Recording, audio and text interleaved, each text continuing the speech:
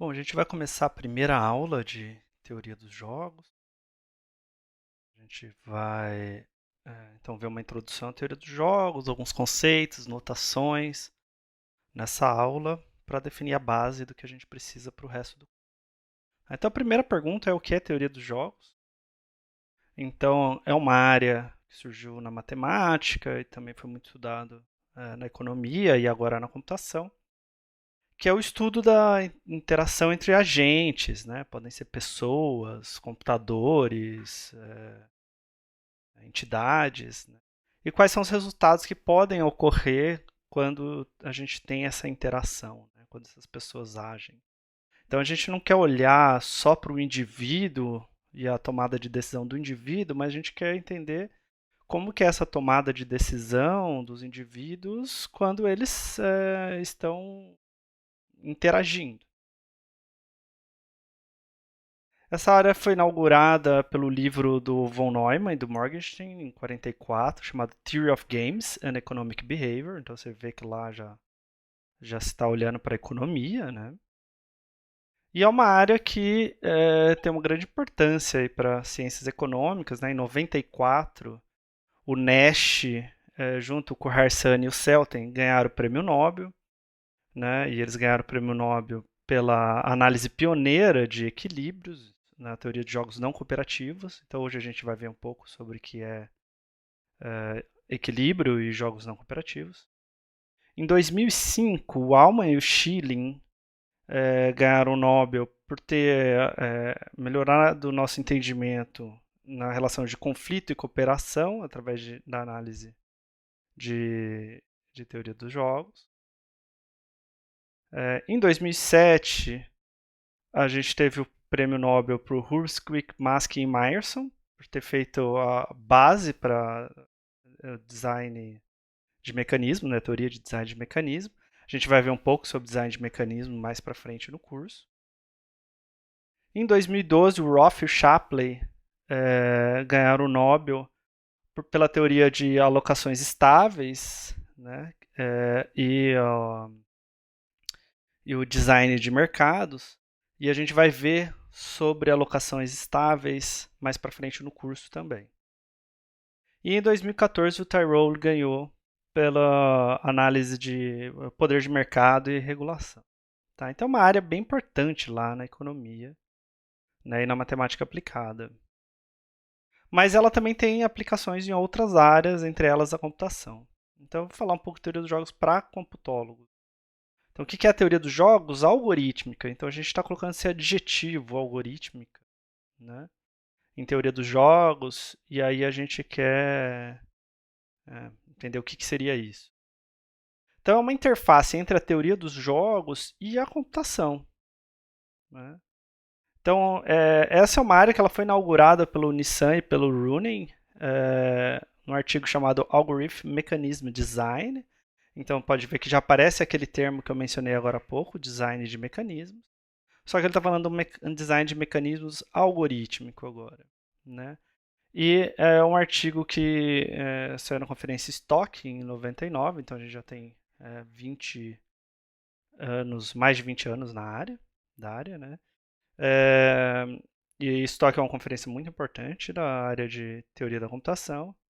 E aqui eu tenho um trecho do abstract do artigo deles, tá? Eu suprimi alguns pedacinhos, mas de forma a explicar qual que seria a ideia deles, né? Então, eles estão considerando problemas algorítmicos, onde os participantes desse sistema computacional, ou coisa do tipo, a gente não pode garantir que eles vão seguir o que o algoritmo sugerir, mas sim o que for melhor para eles, né?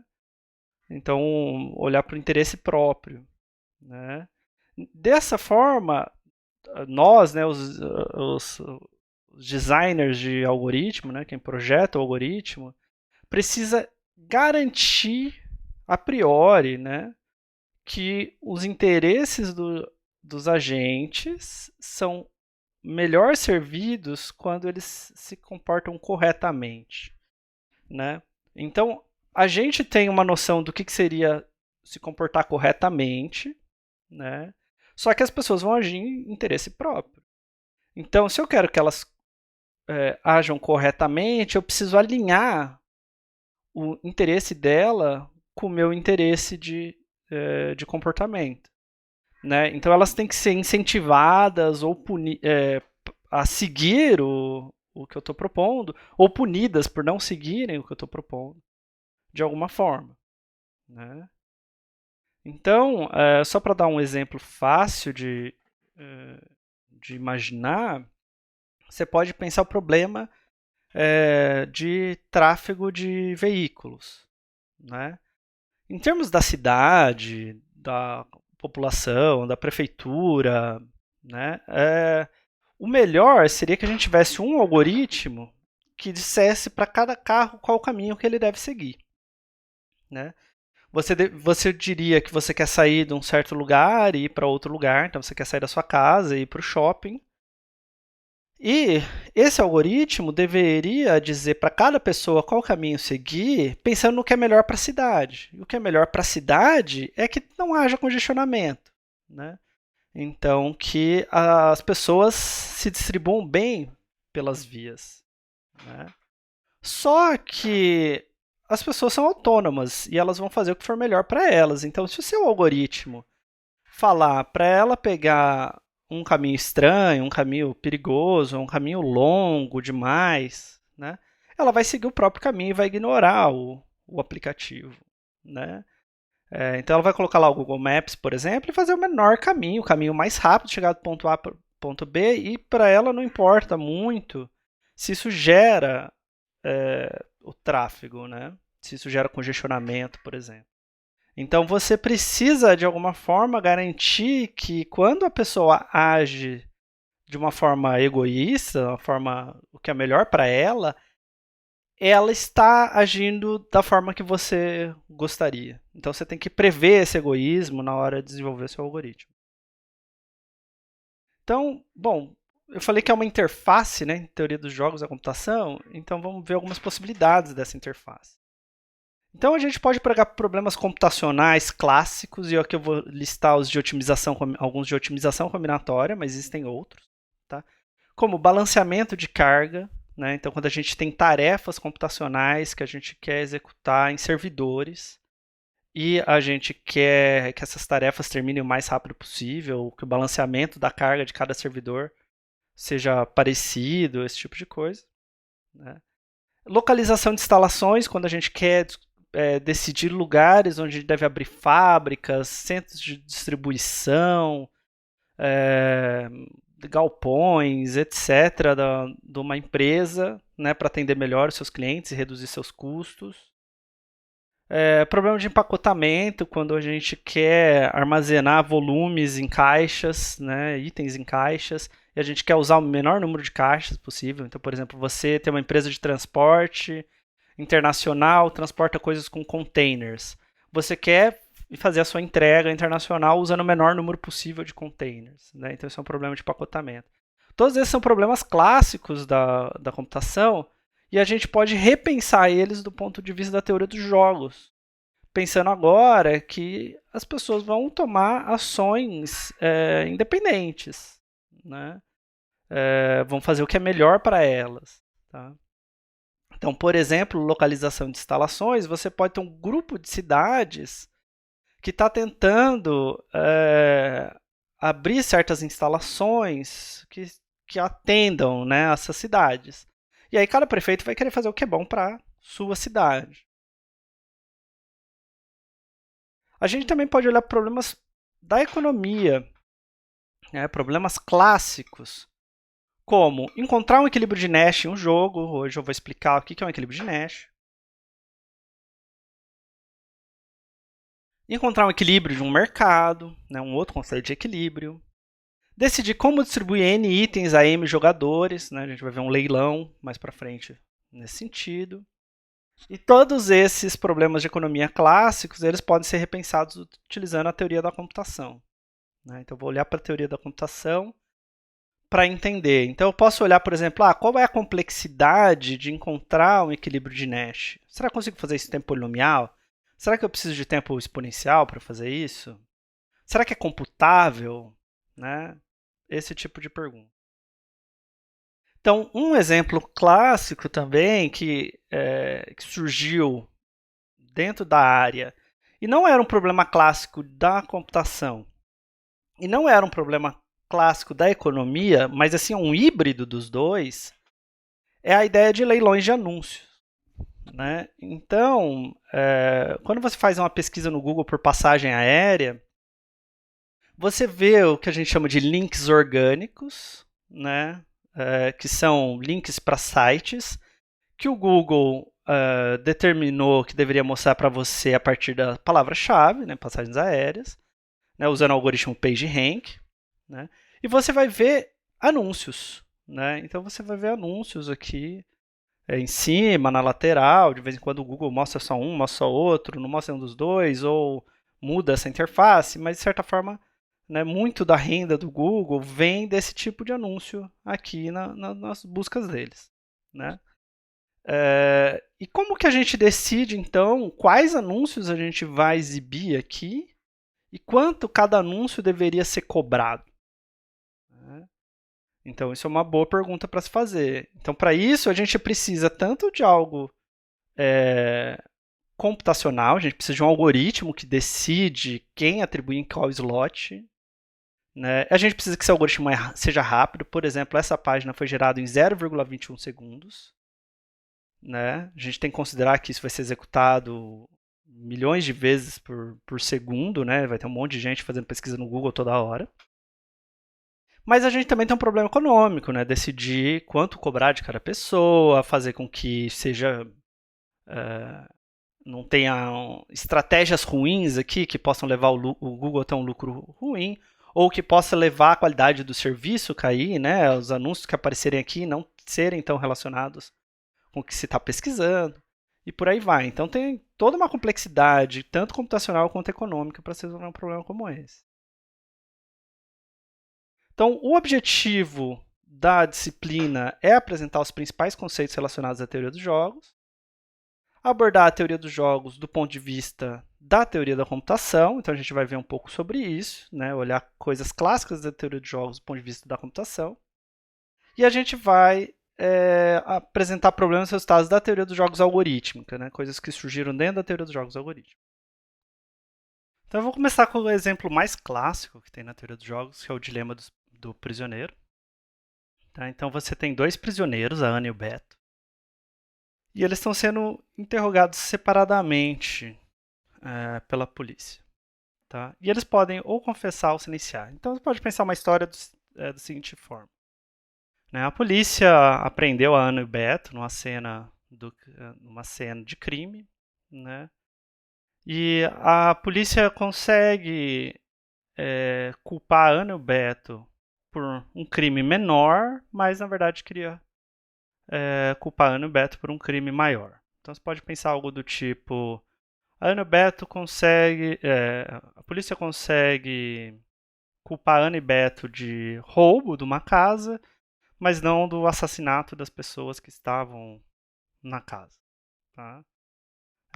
E aí a Ana e o Beto têm duas possibilidades. Eles podem confessar o crime ou eles podem ficar em silêncio. Tá? Que eu vou chamar de silenciar para ficar. Tá? E aí a duração da pena, né, vai ser uma proposta que a polícia vai fazer para a Ana e Beto, vai fazer a mesma proposta para os dois, né, e depende das respostas que eles tiverem. Então, a duração da pena vai ser dada por essa tabela aqui, por essa matriz. Tá? Então, deixa eu explicar um pouco como ler essa matriz primeiro. Tá? Então, a Ana vai escolher a linha dessa matriz, então ela vai decidir se ela vai confessar ou se ela vai silenciar. E o Beto vai decidir a coluna dessa matriz, confessar ou silenciar. Então, digamos que a Ana confessou e o Beto silenciou. Né? A Ana vai ficar 1 ano presa e o Beto vai ficar 5 anos preso. Tá? Basta você olhar essa diagonalzinha aqui para interpretar quanto cada um fica preso. Tá? Vocês também vão ver isso com notação entre parênteses. Tá? Então poderia estar tipo como se fosse um par ordenado, né? Então, por exemplo, podia ser abre parênteses 1,5 fecha parênteses. Então, né, seria o custo, o número de anos que a Ana fica presa e o número de anos que o Beto fica preso. Tá? E aqui a gente tem as 4 opções, então, né, do que pode acontecer e quantos anos cada um dos dois ficam presos em cada uma dessas situações. Note que depende, né? Por exemplo, quanto tempo o Beto fica preso, não depende só se ele confessou ou silenciou, mas depende também se a Ana confessou ou silenciou. E eu sugiro que você pare o vídeo agora, antes de ir para frente, e pense um pouco sobre o que você faria nessa situação. Você é a Ana ou o Beto, né? E como é que, o que você escolhe? Você escolhe confessar, você escolhe silenciar, e por quê? Vamos tentar refletir um pouco sobre isso antes da gente entender melhor esse jogo. Bom, a Ana pode fazer a seguinte análise, né? Pode falar assim, bom, se o Beto confessar, é melhor confessar, né? Porque ela ficaria 4 anos presa, do que ela silenciar, porque ela ficaria 5 anos presa. Né? Então, se ela souber que o Beto vai confessar, com certeza é melhor para ela confessar. Né? Porque ela passa menos tempo presa. A gente está considerando que a Ana quer passar o mínimo de tempo possível presa. E ela não se importa o que acontece com o Beto. Se o Beto silenciar, a Ana percebe que também é melhor confessar. Porque se ela confessar, ela fica 1 ano presa, né?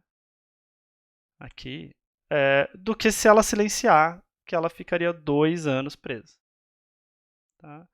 Então, Beto silenciou, ela pode escolher entre ficar 1 ano preso ou 2 anos preso, confessando ou silenciando. Se o Beto confessar, ela vai escolher entre ficar 4 anos preso ou 5 anos preso, confessando ou silenciando.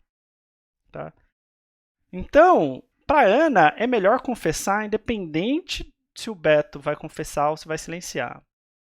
E dá para ver que o jogo é simétrico, né? O número de anos que o Beto vai ficar preso se a Ana confessar e ele silenciar é a mesma quantidade de anos que a Ana vai ficar presa se o Beto confessar e ela silenciar. Né? Tem essa simetria nesse jogo. Então você pode fazer a análise para o Beto, é exatamente a mesma análise. Né? Então, para os dois é melhor confessar independentemente da estratégia do outro jogador. Né? Então você esperaria que o resultado desse jogo, aqui do Dilema do Prisioneiro, fosse que os dois confessariam. Tá? Mesmo que seria muito bom para os dois silenciar, que eles passariam pouco tempo presos. Tá? O problema dos dois silenciarem é que você pode ter traições aqui. Então alguém pode deixar de silenciar e passar a confessar para ficar só 1 ano preso. Né? E o outro vai se ferrar com isso. Então o outro também prefere passar a confessar. Né? Então é sempre melhor confessar do que silenciar, dependendo do que o outro está fazendo. Então você espera que os dois vão fazer isso, os dois vão confessar. Outro jogo, jogo da poluição. Você tem N países e eles precisam decidir se eles vão poluir ou não poluir. Então é uma coisa muito simples aqui que a gente está analisando. Então é como se fosse implantar políticas de combate à poluição ou não. Né? Não poluir custa 3, né? Custa, sei lá, 3 bilhões. Porque é o custo que você vai ter para implantar essas políticas, né? Colocar filtros em fábricas e etc. Né? Só que a poluição é um problema global. Né? Se um país polui e o outro não polui, e eles são vizinhos, o que não polui também se ferra, né? com essa poluição. Então, nesse jogo, cada país paga 1 por cada país poluente. Tá? Poluir em si não custa nada, não poluir custa 3, mas todo mundo tem que pagar o número de países poluentes. Tá? De novo, eu sugiro que você pause o vídeo e pensa você lá como um presidente de um país, o que você faria? Você poluiria ou não poluiria e por quê? Bom, vamos supor que nem todo país polua. Né? Digamos que tem pelo menos um país que não polua. e que você tem K, então países que poluem, K menor do que N. Tá? Um país que não polui, então você sabe que tem pelo menos um país que não polui, né? Porque o K é diferente de N. Pega um país desse. Um país desse que não polui, ele está pagando K, o número de países que poluem, mais 3 por não poluir. Se ele passar a poluir, o custo dele vai ser K mais 1. Né? Você vai ter um país a mais poluente no mundo, mas ele não tem custo. Então ele paga K mais 1, número de países que estão poluindo agora, mais 0 por poluir. Tá? Então, a gente vê que um país que só pensa em termos financeiros, né, ele não vai querer combater a poluição nesse jogo da poluição. Ele vai querer poluir, né? Então, ninguém está nenhum país que não polui está satisfeito nesse jogo, né? Ele se arrepende de não poluir. Para ele era melhor poluir. Então, a gente vai ver certinho o que é um equilíbrio, com uma coisa estável, né?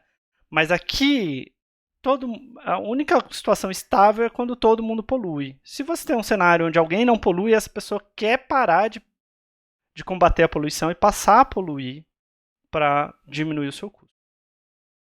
Tá?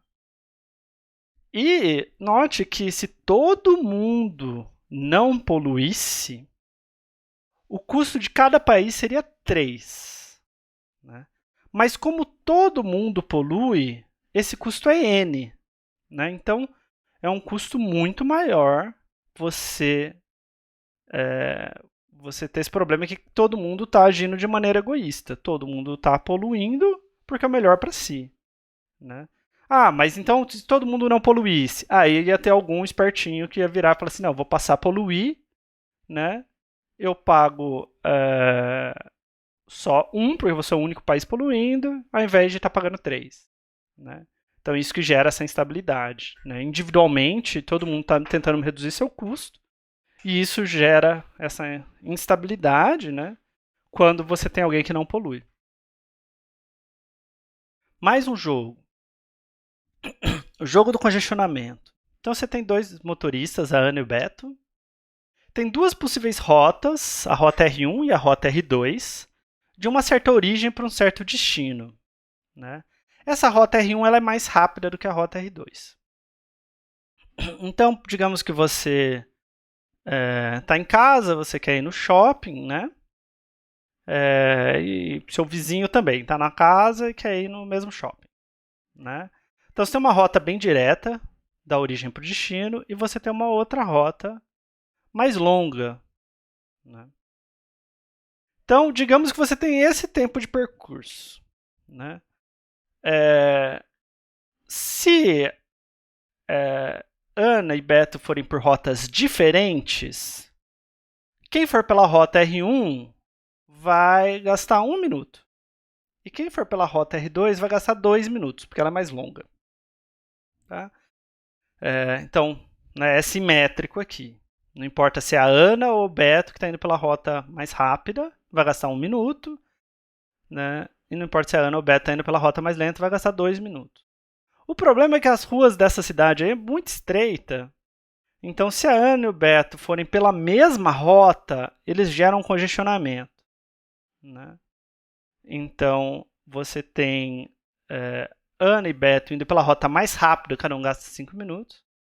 Ana e Beto indo pela rota mais lenta, cada um gasta 6 minutos. Não só tem congestionamento, como estão indo pela rota pior.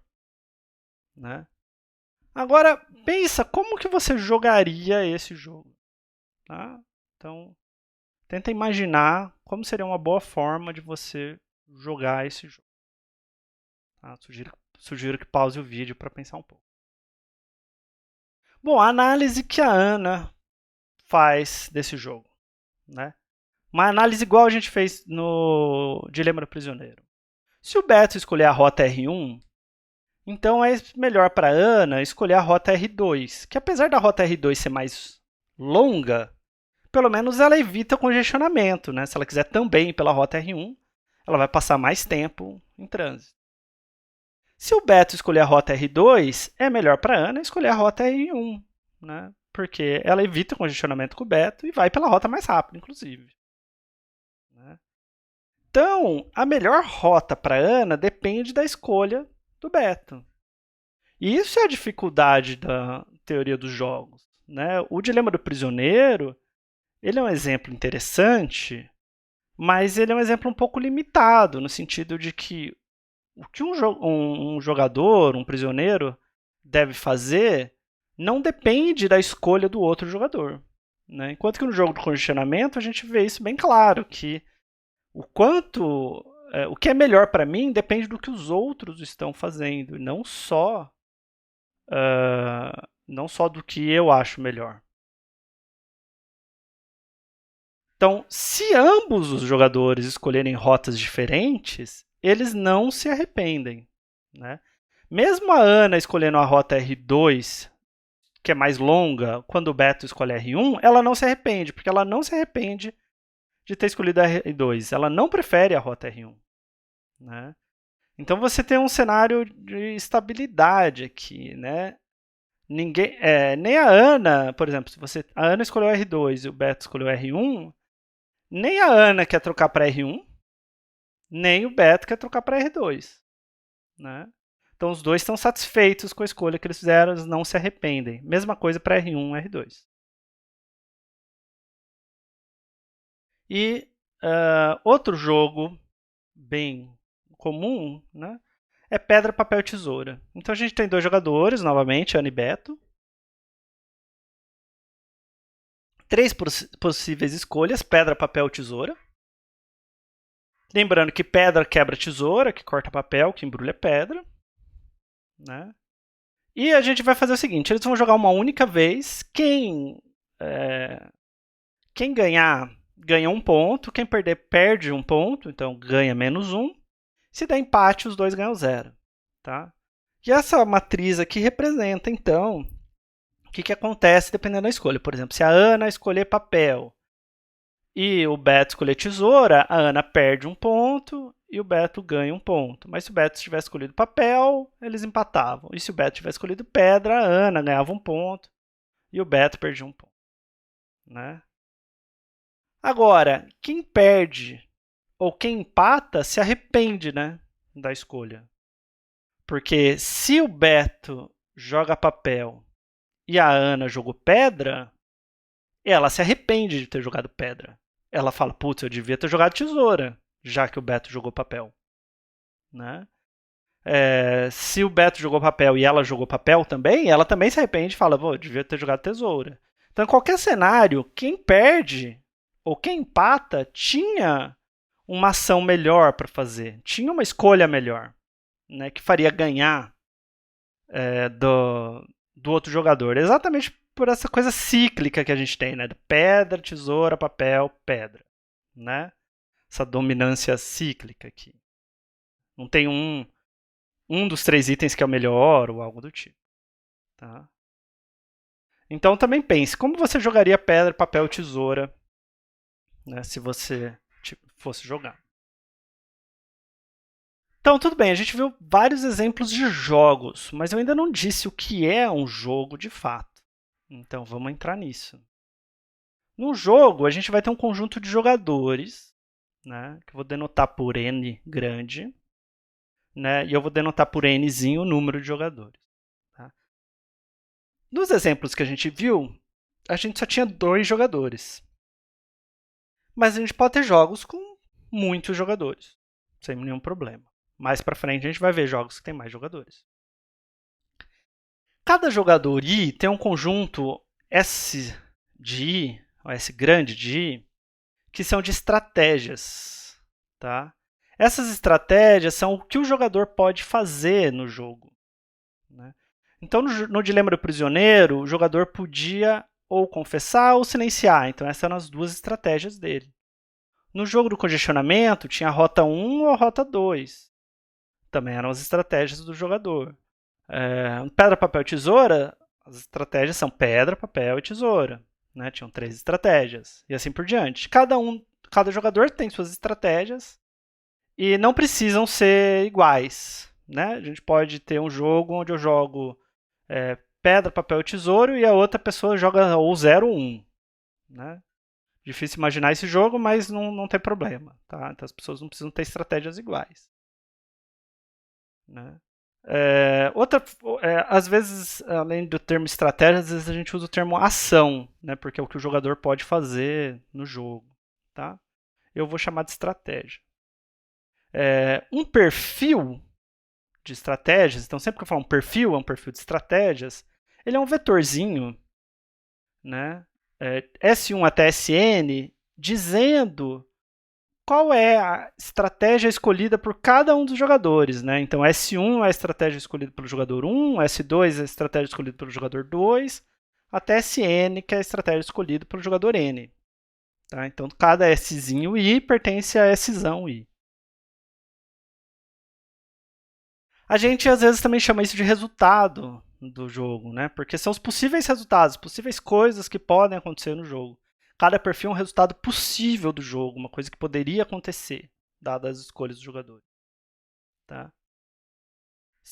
Bom, como isso daqui é um vetor, S1 até Sn, se você pegar o produto cartesiano de Szão 1 até Szão N, você vai ter o conjunto de todas as possibilidades de perfis. Né? Então, eu vou denotar isso por S grande. Tá? Então, S sem o índice é esse produto cartesiano. Tá? Isso daqui é o conjunto de todos os perfis. E aí, cada jogador I ele vai ter uma função UI que vai de Szão nos reais. Tá? Então, o I de S1 até Sn é a utilidade, ou o ganho, ou o lucro, tá, do jogador I quando o perfil escolhido é S1 até Sn. Então, quando o jogador 1 escolhe S1, o jogador 2 escolhe S2, até o jogador N escolhe Sn, o I de S1 até Sn é quanto esse jogador ganha, né, em dinheiro, em tempo, em felicidade, em qualquer medida que você queira. Mas é um número real, né? E a gente chama isso na economia de utilidade. Né? Qual é a utilidade que ele tem para esse perfil ou esse resultado do jogo? Tá? Algumas vezes, ao invés de considerar que o jogador ganha alguma coisa, a gente considera que ele perde alguma coisa. Tá? Então, a gente pode, ao invés de considerar funções de utilidade no nosso jogo, a gente pode considerar funções de custo no nosso jogo.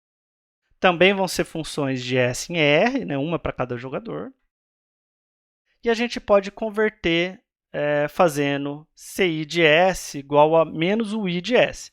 Tá? Então, não importa se o meu jogo é baseado em utilidade ou em custo. É meio que essas definições são equivalentes.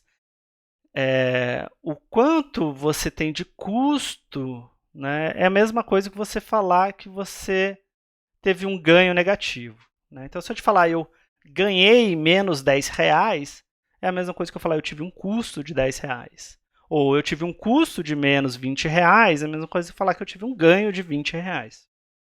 Tá? Então, muitas vezes é conveniente para a gente falar de custo, ao invés de ficar carregando esse menos aqui toda hora, muitas vezes a gente fala de custo ao invés de falar de utilidade. As duas formas estão corretas. E eu vou apresentar as definições, tudo baseado em utilidade.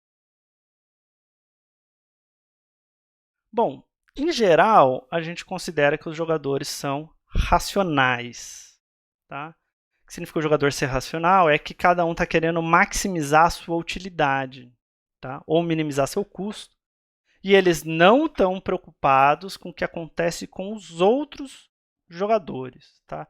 Tudo que eles puderem fazer, raciocinar para maximizar o ganho ou minimizar o custo, eles vão fazer. Tá? Então, vários desses conceitos que a gente vai ver agora se baseiam na ideia de racionalidade dos jogadores. Né? Na ideia de que os jogadores estão buscando maximizar a utilidade ou minimizar o custo.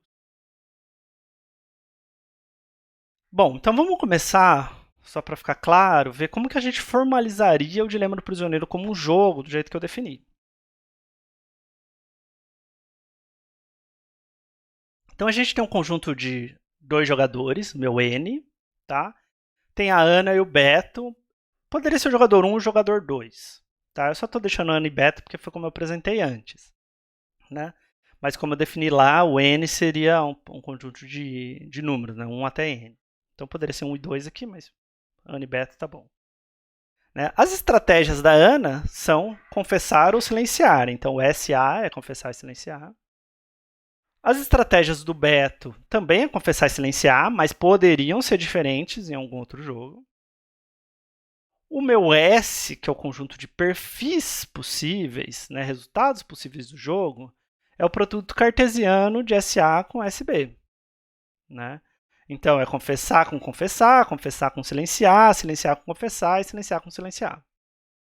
Agora, qual que é o custo da Ana para um certo perfil S? Né? Bom, é 4 se S for o perfil confessar, confessar. É 1 se S for o perfil confessar, silenciar.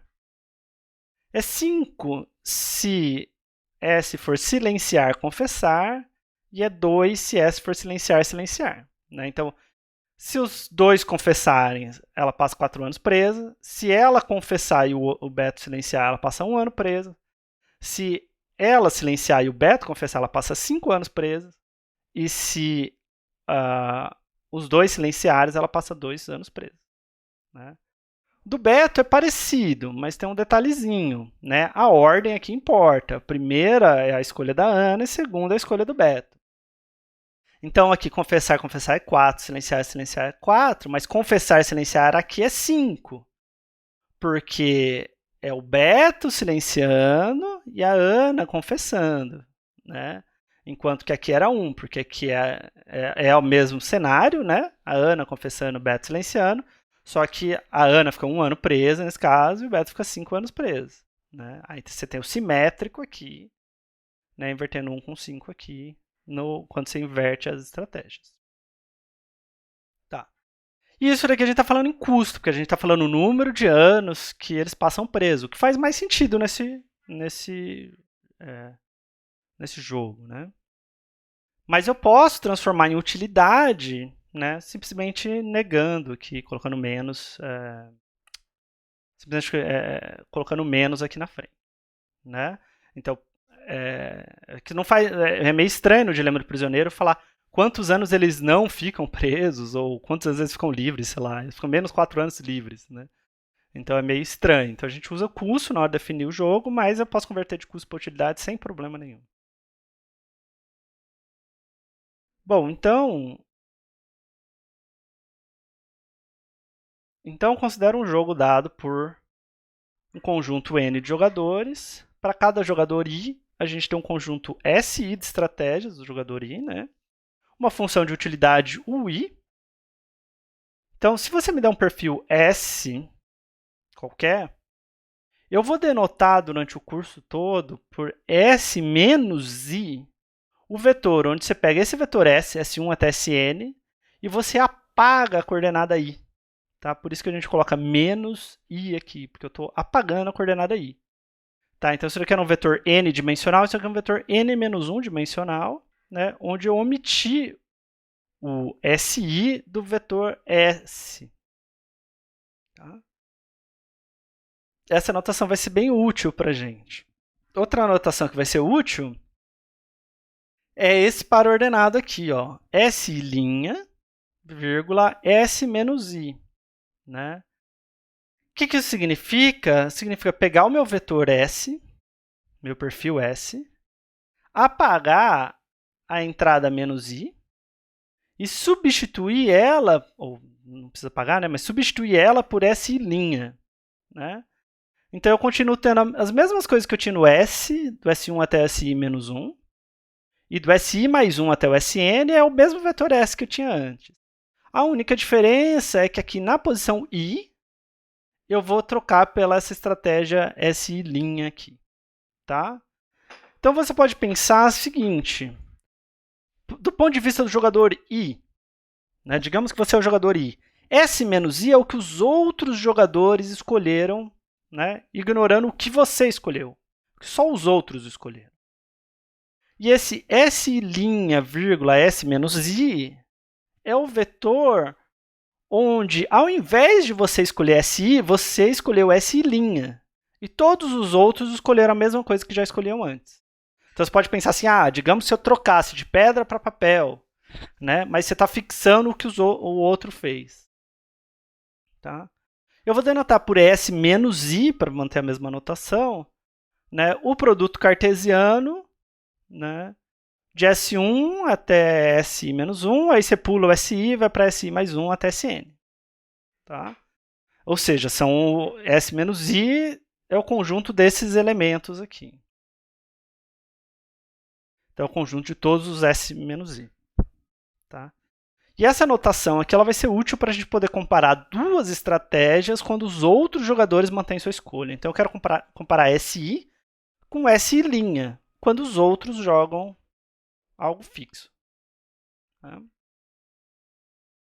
Bom, com essas notações, a gente consegue falar algumas coisas, dar algumas definições interessantes para a gente poder analisar jogos. Tá? Então, uma estratégia SI, né, do jogador I, ela vai ser uma resposta ótima para um certo S-I, né, para uma certa combinação de escolha dos outros jogadores, se para qualquer outra estratégia alternativa SI', a utilidade de quando eu jogo SI é maior ou igual do que a utilidade quando eu jogo SI', né? É maior ou igual. Então, o que eu estou querendo dizer é que para qual eu estou fixa que os outros jogadores estão jogando S-I. Isso não vai mudar daqui nem aqui, né? Se você joga SI, você pode jogar SI, SI', né? Qualquer estratégia, dado que os outros estão jogando S-I. Eu vou falar que SI é uma resposta ótima se ela ela é uma das melhores, né, do que você dá para fazer. Tá? Então, ela é melhor ou igual a qualquer outra estratégia SI'. Tá? Então, ela maximiza, né, a minha escolha. Claro que pode ter outras que empatem comigo, né, que é maior ou igual. Então, posso ter várias respostas ótimas, mas ela não é pior do que ninguém, é outra forma de ver. Não existe uma estratégia SI' melhor do que ela para S-I. Para outro S-I pode ser que sim. Uma estratégia SI ela é uma estratégia dominante se para todo S-I, SI é uma resposta ótima. Se ela é sempre a melhor coisa que eu posso fazer, ela é sempre uma resposta ótima, então ela é uma estratégia dominante. Vamos olhar isso nos jogos. Né? Então, se o outro jogador está jogando papel, tesoura é uma resposta ótima para papel. Né? Assim como pedra é uma resposta ótima para tesoura e papel é uma resposta ótima para pedra. Né?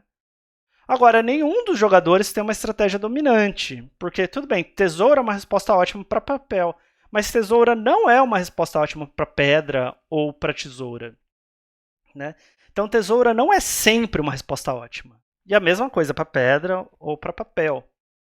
Né? Para ser estratégia dominante, precisa sempre ser resposta ótima. Não é o caso. Tá? Então, a tesoura é a resposta ótima para papel, mas né, a gente pode olhar para quais são as respostas ótimas para cada uma das outras coisas que o outro jogador está fazendo, mas ninguém tem uma estratégia dominante. Então, o jogo pode não ter estratégia dominante. Né? No dilema do prisioneiro, confessar é uma resposta ótima para silenciar. Né?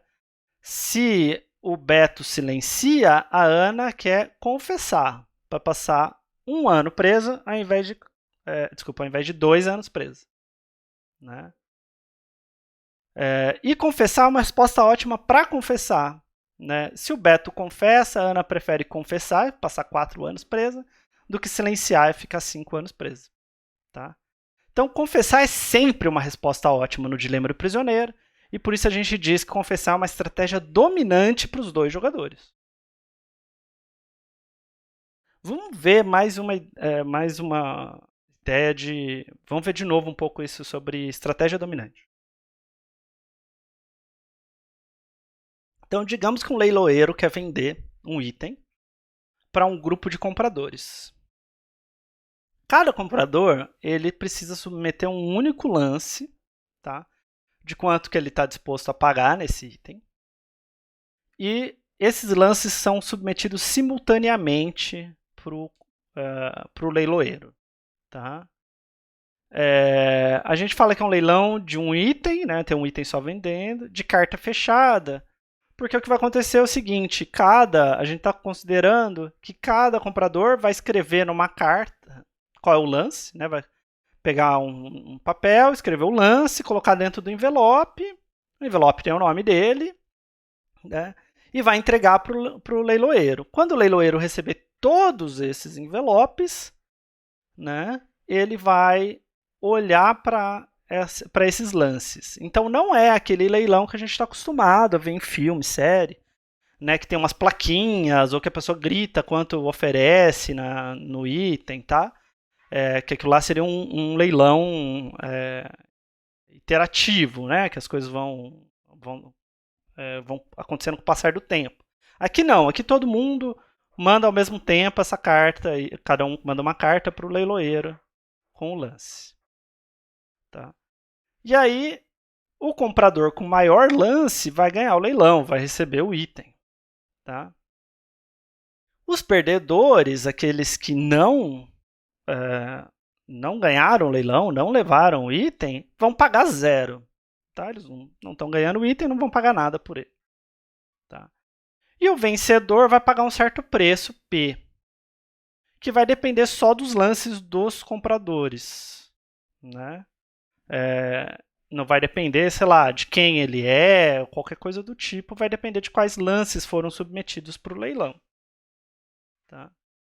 Então vamos modelar esse leilão como um jogo. Tá? Cada comprador vai ser um jogador. O jogador K acredita que o item vale VK, tá? Ou está disposto a pagar VK. Então, formas de entender esse VK. Esse VK pode ser o máximo que você está disposto a pagar pelo item. Pode ser por quanto você conseguiria revender esse item. Né? Você falaria assim, não, eu posso revender esse quadro do Picasso por até 10 milhões. Então, então o valor que ele vale para mim é 10 milhões. Tá? Ou um valor intrínseco que você tem para o item, qualquer coisa do tipo. Né? Pode ser a utilidade que ele te dá. Por exemplo, vou comprar um carro e esse carro num leilão, sei lá, da Receita Federal, e esse carro me dá uma certa utilidade, porque eu vou poder usar ele por tantos anos, depois vou revender por tanto, qualquer coisa do tipo. Então tem um valor lá que você acha que o item vale, quanto você está disposto a pagar. Tá? Então a ideia é que o comprador quer pagar no máximo VK pelo item. Se ele pagar mais do que VK, para ele vai ser péssimo, era melhor não participar do leilão. É como se eu achasse que um item vale 10 e pagasse 20 nele. Era melhor não ter comprado. Mas é o seguinte, eu acho que o item vale 10, mas o leiloeiro não sabe o que eu acho, né? O quanto eu acredito que o item vale. Então eu vou mandar um lance LK, né, para o leiloeiro, que não precisa ser igual a VK. Tá?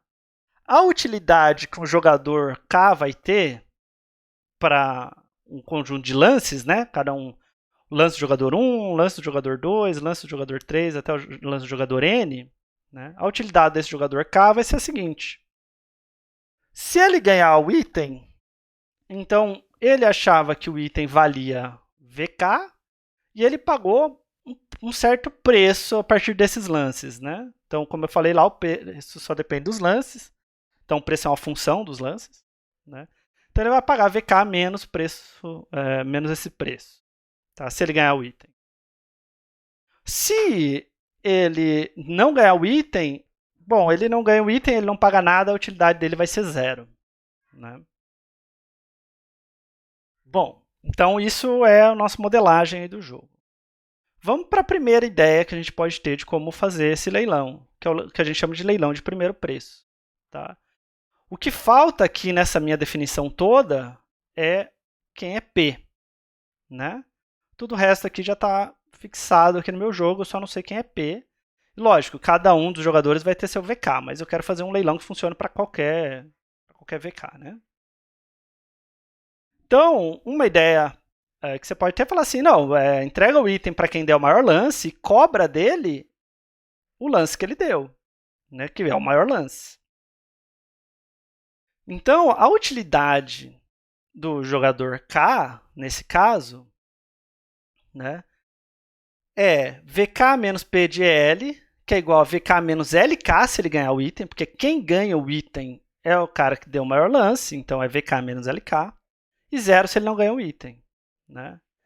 Então, a única forma dele ganhar uma utilidade maior do que 0, estritamente maior do que 0, é ele ganhar o leilão, né, dando um lance menor do que VK. Tá? Então, só dá para ter uma coisa melhor do que não ganhar o item, né, se eu reportar um lance menor do que o valor que eu estou de fato disposto a pagar pelo item. Tá? Não vale a pena eu falar a verdade, relatar qual é o meu valor para aquele item. É melhor mentir. Então, o leiloeiro, a priori, ele gostaria de saber o valor que todo mundo dá para os itens, né, de fato. Mas as pessoas não vão querer dar o melhor, falar o real valor, porque não vale a pena. Tá? Então, o Vickrey, que é um cara que ganhou o prêmio Nobel pela sua contribuição para a teoria de leilões, ele bolou essa ideia do leilão de segundo preço ou leilão de Vickrey. Onde o PL, ao invés de ser o maior lance dado, é o segundo maior lance dado. Por isso que a gente chama leilão de segundo preço, né, e aquele outro a gente chamava de primeiro preço. Tá? Então, é o segundo maior preço ofertado. E agora acontece uma coisa muito interessante. Agora, reportar no seu lance o valor VK é uma estratégia dominante para o comprador. Tá? Ele não sai perdendo em falar a verdade. Tá? Então imagina que os outros jogadores deram lances L-K lá, então cada um deles deu um certo lance. E o jogador. Então isso está fixado, né?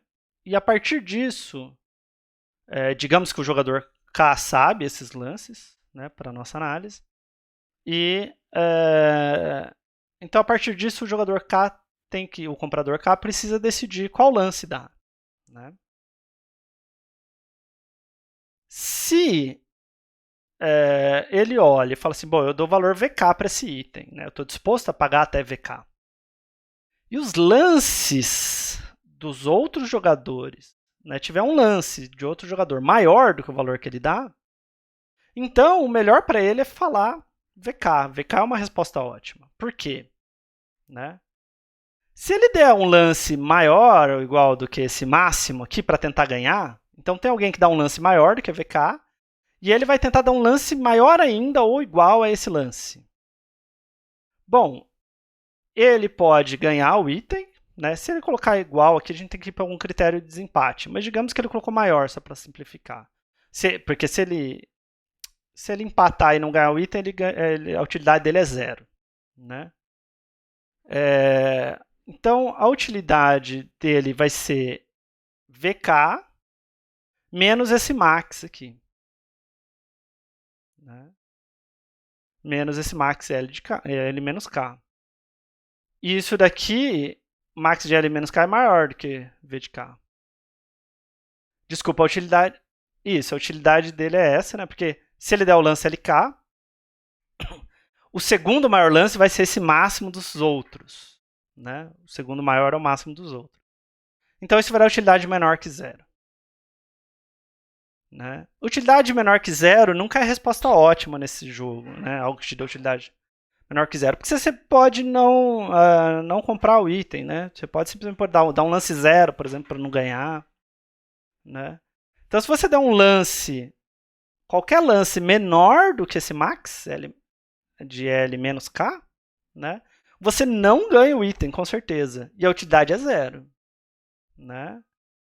Então, em particular, qualquer lance acima, nesse caso, é ruim, da utilidade negativa. Qualquer lance abaixo, estritamente abaixo de L-K, me dá utilidade zero. Em particular, VK é um lance abaixo desse máximo.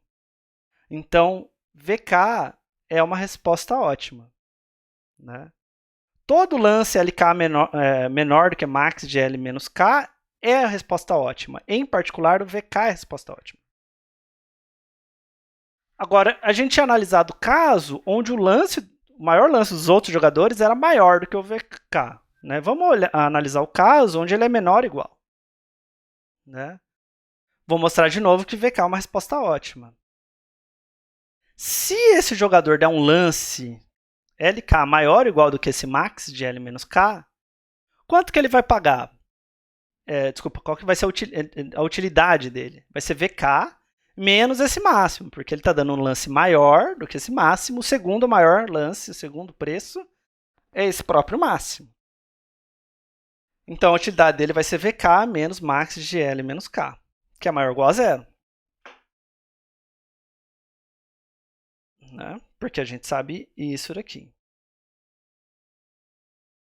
Mas se ele der um lance menor, ele não ganha o item, porque quem vai ganhar o item é que está dando esse maior lance aqui. E a utilidade dele vai ser zero. Né? Então, qualquer lance LK maior ou igual do que esse máximo de L menos K me dá uma utilidade maior ou igual a zero. Né? E sempre a mesma utilidade aqui, que é maior ou igual a zero. Então, esses caras são respostas ótimas. Os LK maior ou igual a max que L menos K. Em particular, você pode falar LK igual a VK. Tá? Então, para qualquer L menos K que você tiver, não importa. VK é sempre resposta ótima. Então, VK é estratégia dominante para o jogador K. Né? Bom, então nesse jogo ninguém tem incentivo para mentir. Não vale a pena mentir porque isso não faz você pagar menos pelo item. Se todo jogador relatar VK, o item vai ser entregue para o comprador com maior valor. Né? Então a gente diz que a gente está maximizando o bem-estar social, porque a gente está entregando esse item para a pessoa da sociedade que mais valoriza ele, mais está disposto a pagar por ele. A gente vai ver isso melhor quando a gente falar de leilões lá na frente. Então, o design de mecanismo é essa sub-área de teoria dos jogos, onde a gente busca projetar jogos com características interessantes. Né?